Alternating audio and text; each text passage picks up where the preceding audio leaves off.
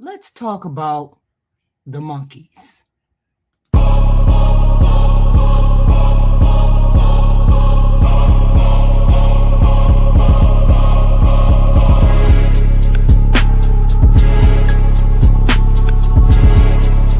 Hey, hit the like, share, and subscribe button. We have content like this every day, short form content, and hit the notifications, all the notifications, so you will be available when I drop a video.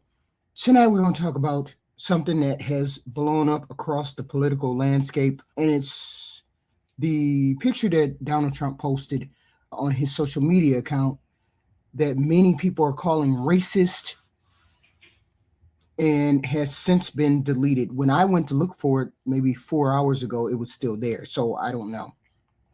So they said they were going to delete it, and it was a huge worldwide backlash across both aisles. At least 4 or 5 Republican senators said that was beneath the dignity of the presidency, right? So a few nights ago, late Thursday night, President Trump shared a video on his Truth Social account. The video itself was about false claims surrounding the 2020 election. And that part was not new because he's been ranting about that all this time.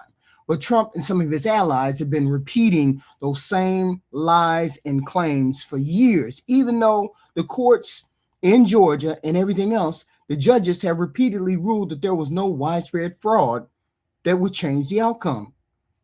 At the very end of that video, right, there was a brief clip, only about 2 seconds, that showed former President Barack Obama and former First Lady Michelle Obama with their faces edited onto the bodies of apes.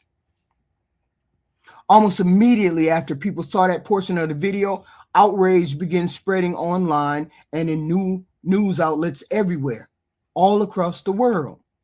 People reacted fast because the imagery of comparing black people to animals, especially apes, is a racist trope with a long and painful, very painful history in America.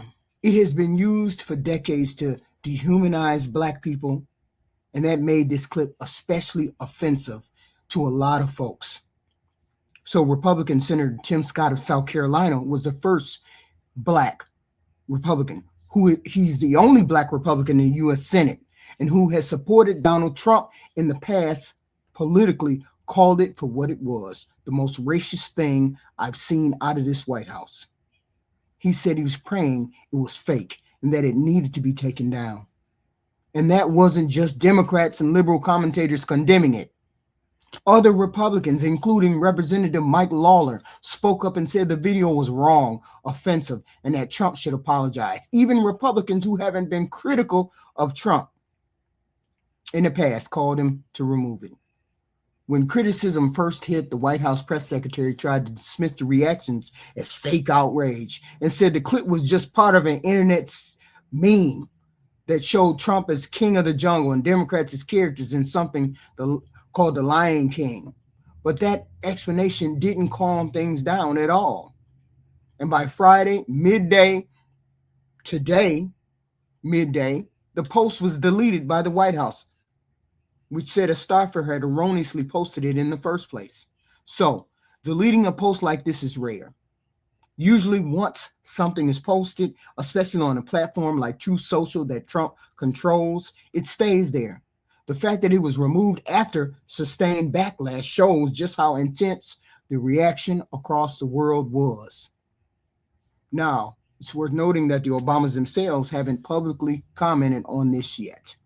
Neither Barack Obama nor Michelle Obama has issued a statement about the post as of tonight. That doesn't mean they won't, but so far, their teams have remained silent about this. Across the country, across the world, civil rights organizations, lawmakers from both parties, and journalists have pointed out that using imagery like this hits a nerve because of the long history of racial stereotypes in the United States. Some commentators are saying that regardless of whether Trump personally chose to put it up there, sharing it and defending it, even for a short time, normalizes harmful imagery and deepens the divisions in this country. This is the most divisive president of our lifetime. People keep saying it was Barack Obama. No, it's not. This is the one. He is the one. He is completely won that mantle. I want to be clear here in plain English. People are not just upset because they disagree with Trump politically. A lot of people are upset because of how the former president and first lady were portrayed. And this kind of imagery has real emotional weight in American history and culture. They were treated abhorrently. Talking about race honestly doesn't make someone weak, but dismissing historic pain as fake outrage, like Caroline Levitt did, deepens the divide. When a sitting or former president is depicted in that way, it's not a small thing. It touches on a deeper issue in American society about respect, dignity, and how political leaders communicate about people and culture. What's been interesting in this story is that some Republicans who have defended Trump in the past didn't defend this. That tells you how serious some leaders took this, specifically all across the world. This story is also happening during Black History Month, which makes it even more offensive, which makes the timing even more sensitive for many people. To have something like this go viral during the period raises questions in the public's mind about judgment and awareness. How dare you? How dare you? Shame on you. Right now, the big takeaway tonight is that posting and then deleting the video shows there are lines that even political allies won't easily cross without consequences. It also shows the issue around race, media, and political communication are still very much alive and still deeply felt by a wide range of people. Thank you for listening tonight.